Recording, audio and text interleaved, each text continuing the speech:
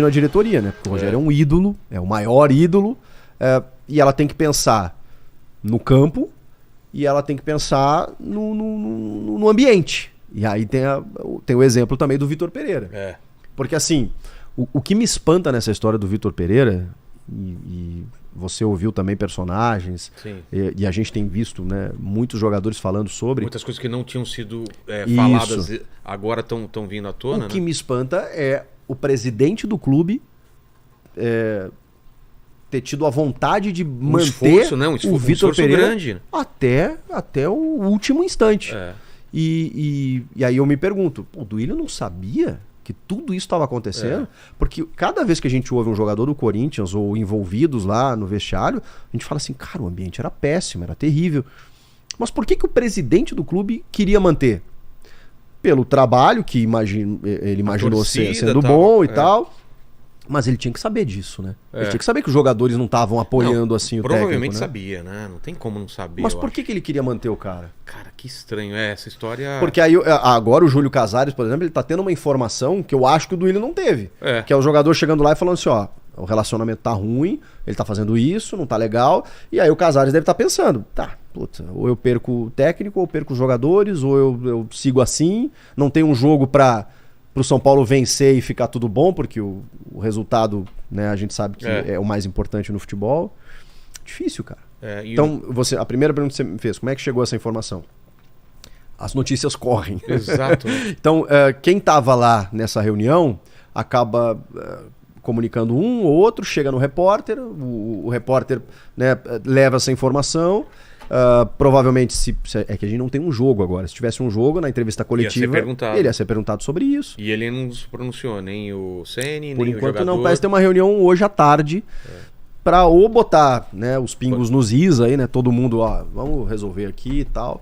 Porque o São Paulo é um cara... O Rogério Ceni é um cara importante pro São Paulo. Ele se envolve em vários assuntos, ele quer o bem do clube, ele criticou lá na chegada dele departamento médico, preparação física, a estrutura. É um cara que... discute muito também por que machuca tanto o jogador. Isso é um negócio que não dá pra entender muito bem, assim, porque são 13, 14 jogadores e com procedimentos muito equivocados, assim. Por exemplo, tem jogadores, o Igor Vinícius, por exemplo, ele teve uma pubalgia, aí os médicos chegaram à conclusão que ele ia fazer tratamento convencional, ou seja, sem intervenção cirúrgica.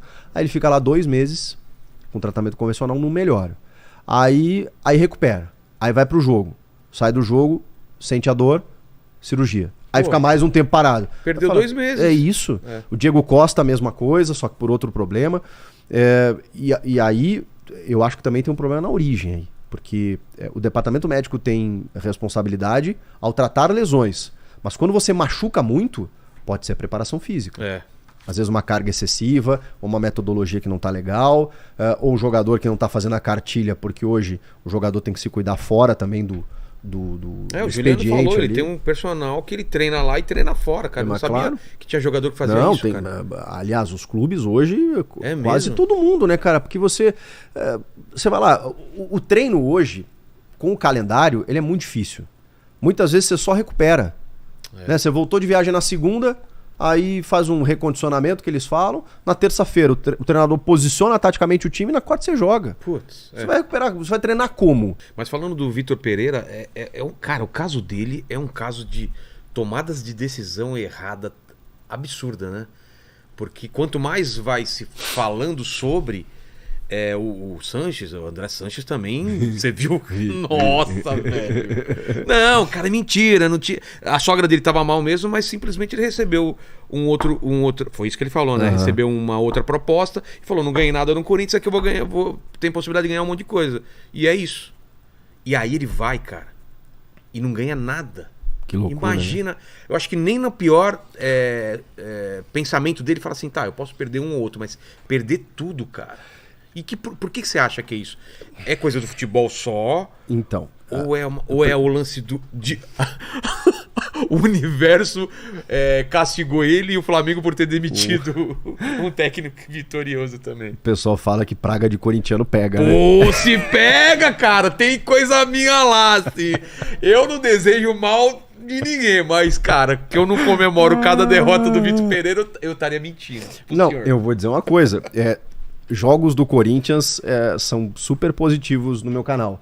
Agora, quando o Flamengo perde também, viu? Também, a galera vai lá e só gente lá.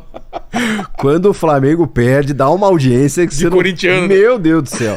Rapaziada tá doida. Pô, e naquele jogo do Flamengo e Palmeiras, e a dificuldade do corintiano naquele jogo lá? Ali. O que você fez ali, cara? Eu não posso falar. Como corintiano, você já descobriu. Eu não posso falar como corintiano. Já sei. A minha mulher foi o seguinte: a gente tava vendo o jogo, aí eu acho que o primeiro gol foi do Palmeiras, pode ser, lembro. Eu não lembro. Puta, foi tanta reviravolta, mas saiu um gol, ela falou assim, eu falei, gol do Flamengo, ela, putz. Aí eu falei, tá, mas é o Palmeiras. E ela, não, tá bom. Aí o Palmeiras empatou. Eu falei, Palmeiras empatou. Ela, putz. Aí eu falei, ué? Pô, então eu imagino a confusão. A cabeça do Corintiano tava complicada. A confusão, né? Sabe? Ela queria que os dois perdessem. Exato. E não dava para os dois perderem. Enfim, mas cada vez que o Vitor Pereira perde, a audiência inflama. O que você acha? Cara, Ele é ruim? Não, técnico? Eu não acho que ele seja ruim. Eu só acho que ele... Também não é ótimo. Isso. Eu acho que ele tem algumas convicções e alguns métodos questionáveis. O ano dele no Corinthians, ele é, digamos, ele é bom, eu acho ele bom, mas ele não acertou sempre. Não acertou sempre. Então, tipo, clássico a gente ganhava. Então, eu acho que a gente tem que não tem que ir nem ao céu nem ao inferno. Ele fez uma campanha interessante no Brasileiro? Fez. Eu não imaginava o Corinthians quarto, quinto colocado. Né? Ele se manteve no G4 o campeonato inteiro, mesmo disputando Copas. E isso é muito difícil. Nos últimos anos... mas o time é bom. Mas ele perdeu muita gente também. Pô, aquele jogo pro Boca lá vai ser ninguém. É isso. E aí eu acho que ele teve alguns méritos. Como, por exemplo, que também são contraditórios. Por exemplo, ele entendia que os jogadores, os medalhões, todos não podiam jogar juntos. Isso foi bom pro Corinthians em determinado momento? Foi, porque ele perdeu jogadores e ele só conseguiu dar competitividade a um time interessante depois porque ele promoveu jogadores como o Duqueiroz, por exemplo. Que hoje a galera pega no pé e tal, mas eu acho que ele fez Foi bem importante. Teve um determinado momento que ele jogou tanto com o Maicon quanto com o Fausto Vera, ele jogou bem, se firmou ali como titular. O Fausto Vera é uma indicação dele.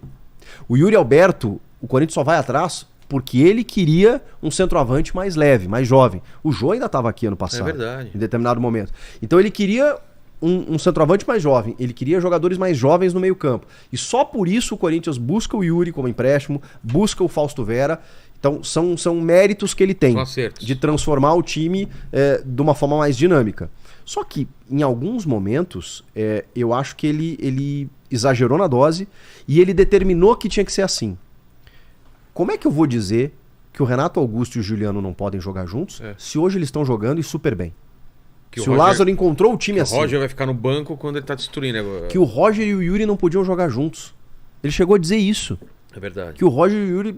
porque falta recomposição e tal. E aí o Juliano disse coisas aqui que, a gente enxergava, mas que ele...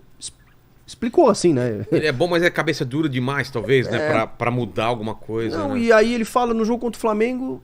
precisando vencer o jogo no Maracanã, começa com uma linha de 5. Aí quando ele melhora, o time vai pra cima no segundo tempo, ele domina o jogo. Então, sabe, eu acho que ele cometeu muitos erros, mas ele não só errou. Ele teve algumas coisas boas e tal, e a forma como ele saiu destrói tudo que ele fez. Exato. Porque ele não precisava. O que o Andrés falou é a mais pura verdade. Só que ele podia ter dito isso, né? Falou, Duílio, obrigado. Não, eu não quero fechar com o Corinthians, aí tô analisando propostas e tal, e depois acerta. E o Duílio ia chegar pro público e ia dizer, gente, a gente tá tentando renovar com o cara, mas ele não quer sair, tem os motivos dele, pronto. Ele conseguiu alguma coisa que eu nunca vi no futebol, cara. Ser odiado pelas duas maiores torcidas do Brasil.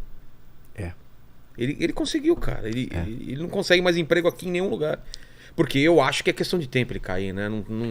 É muito difícil ele reverter essa situação. Eu acho que essa diretoria do Flamengo também, e aí aqui não é uma crítica... Dorival, por que eles mandam embora? Você fala isso ou não? Aqui não é uma crítica aos... Porque o torcedor, ele fica magoado quando você fala do clube, né? Tá. Mas quando você fala do clube, você tá falando das pessoas que representam o clube. Não tem nada né? a ver com a instituição. Mas às vezes o torcedor não entende, né? Você é anti-Flamengo. Não é. Os dirigentes que hoje estão no Flamengo, eles cometem... atitudes muito questionáveis, na minha opinião. E o fato de ter levado o Vitor Pereira dessa forma e não renovando com o Dorival, para mim só mostra como eles pensam, né? Eles não estão preocupados com a condução do caráter do cara. Não consigo entender a não renovação do Dorival. E quando o Marcos Braz diz que o Dorival saiu por outros motivos, mas que eu não posso revelar, eu acho isso de uma covardia. Porque você não explica por quê, que parece que o cara fez alguma coisa muito grave no bastidor. E na minha opinião, o Dorival ajeitou o time e ainda foi vencedor. Ele venceu com dificuldades. Gente, o que vocês esperam? Acho que o Flamengo. Os caras acham que o Flamengo vai ganhar fácil sempre. É isso. Assim. Mas ganhou na dificuldade do Corinthians. Pô, mas. Flamengo e Corinthians, cara. Uma final de campeonato e você ainda ganhou o título. Parabéns. Contra o Atlético Paranaense. Tá, teve o cara expulso lá no primeiro tempo, mas e aí, cara? Você ganhou a Libertadores. Aí, o que acontece? Você começa o ano tendo Supercopa, Mundial e Recopa. Todos esses títulos você só vai disputar porque o Dorival ganhou. E aí a diretoria, além de tudo isso, ainda cria um problema pra si, porque você pode ganhar, lindo, mas você também pode perder. Não, se tivesse o Dorival, não teria essa pressão, porque ele ganhou lá atrás. Claro, mas o Vitor Pereira ele já chega porque os caras acham que vão ganhar a qualquer momento e ganhar tudo, e não é assim. O fato dele ter 3 disputas de títulos no começo do ano é algo legal, mas pode ser muito ruim. E foi o que aconteceu, porque ele perdeu todos. Então, agora se ele ganhar o Carioca, vamos combinar. Pô. Mas eu acho que a questão de agora eles não trocarem, porque é uma admissão de culpa, né? E multa também, né? E multa. Mas eu acho que é mais pela admissão de culpa mesmo. Eles não vão chegar e vão dizer, putz, errei. Não é o perfil dessa diretoria dizer assim, erramos. Mas eles falaram que, segundo eles, iam trocar de qualquer jeito o Dorival, ou pelo VP ou por outro. Não faz sentido. Agora, por quê? Não consigo entender. O Dorival, na minha opinião, ajeitou o time, porque os caras acham que qualquer um é campeão com esse Flamengo. E o Renato Gaúcho não foi, o Paulo Souza não foi, o Domenech Torrent não foi. O Ceni foi e foi mandado embora mesmo. Então ganhar é um problema. No caso, no Flamengo. O cara é campeão e é demitido.